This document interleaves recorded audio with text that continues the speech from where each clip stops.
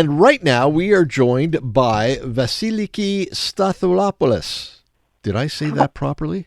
Yes. Hi. Hi, how are you? I'm good. How are you? Very well, thank you. Thank you for joining us this afternoon. Now, Thank you so much for having me. my pleasure. Now, Vassiliki is a 22-year-old nurse, and you've been working on the front lines of taking care of people who are out on the streets and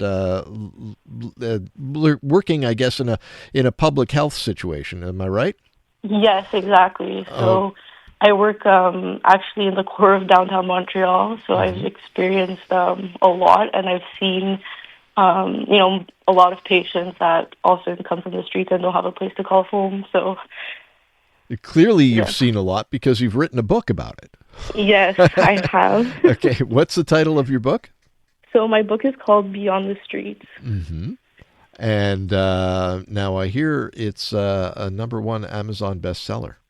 Yes, it reached a number one bestseller in psychiatric nursing on Amazon within 24 hours, which Wow. was really shocking to me. Uh-huh. Now, Yeah. Vassiliki, you're 22 years old. hmm You haven't been practicing very long, I'm guessing. So, what prompted you to write this book? I really, I haven't been a nurse for that long, but I feel like I've seen enough to really have, a reason to want to fight back. So I really wrote the book to break the stigma that we often, we tie to homelessness and to mental health. From a young age, I've always been really drawn to vulnerable populations. I've wondered why people have to sleep outside. It really felt unfair to me. Mm-hmm. And it really came to, it touched me at a personal level. So eventually when I became a nurse and I really experienced humanity from the front lines and I saw a rawer side of it. Yeah. So, it really affected me when I saw patients cycling through shelters, through the hospital, the emergency, just living on the streets. I couldn't understand why. And I felt like this crisis, is just getting worse, and I like to call it our newest epidemic.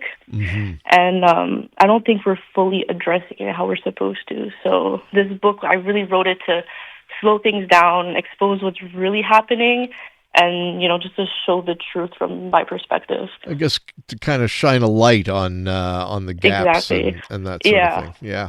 Now I know from experience talking to other public health nurses that from time to time when you go out to deal with people out on the street, you have to go with a police escort sometimes, don't you?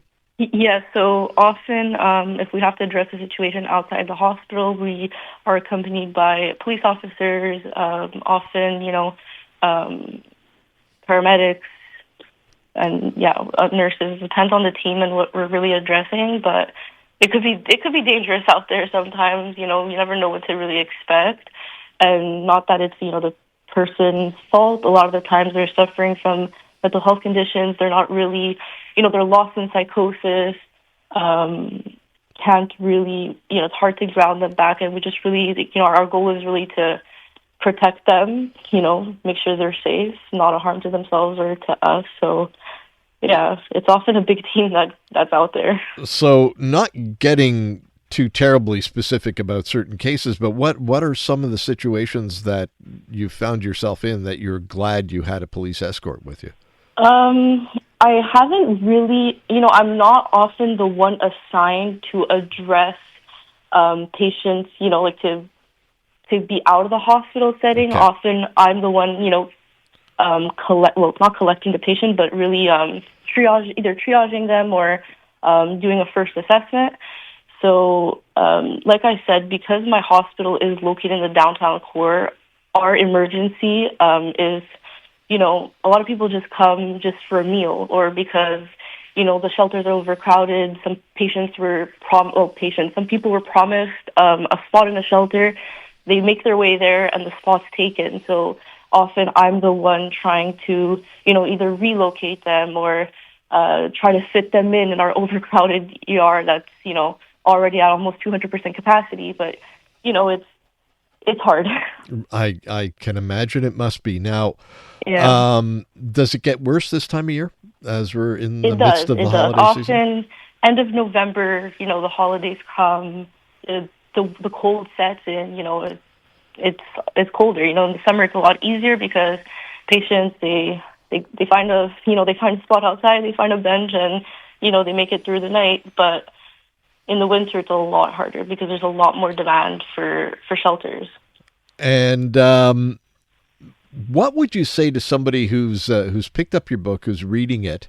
What would be the one big message that you'd like them to take away?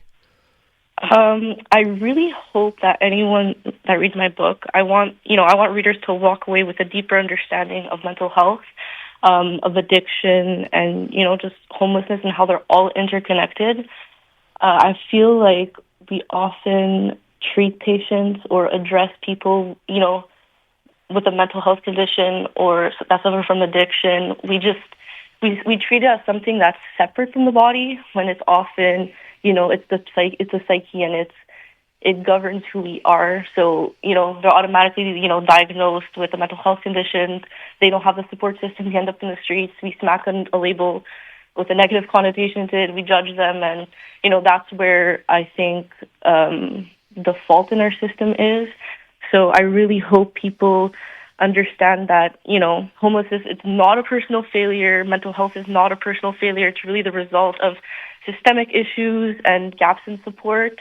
People often fall through the cracks. So I want people to be, in the best way possible, a bit more educated on the subject, to advocate more and, lean into the discomfort because, often I know we've all, walked the streets of our city and, encountered somebody that's living on the margins, living in the streets, and either, because our fast-paced world, our day goes on and we just kind of ignore it and walk by it, but even just a smile, makes a person's day. So I think if people understand that, also, the sooner we intervene, the sooner we understand this, we could help more people and really break the stigma that surrounds homelessness and mental health. So, I really want people to, separate the division we have in society between the house and the in-house. We often have, the we and the them. I want it to become an us. Okay. And I hope that people could really take that away from my book and, understand where I'm coming from. You're doing great work, and keep it up. I hope you get a bit of a break over the holidays at some point, too. Yeah, I'm trying. Okay, to take care of yourself, because that's important as well. The book, once again, is called? It's called Beyond the Streets. And it's available on Amazon. Terrific. Thank you for joining us this afternoon. I really appreciate the time. Thank you for having me. Okay, that's Vassiliki Stathopoulos, a Montreal nurse who spends time working on the front lines with homeless people. Unmistakably Canadian. It's the music that raised you.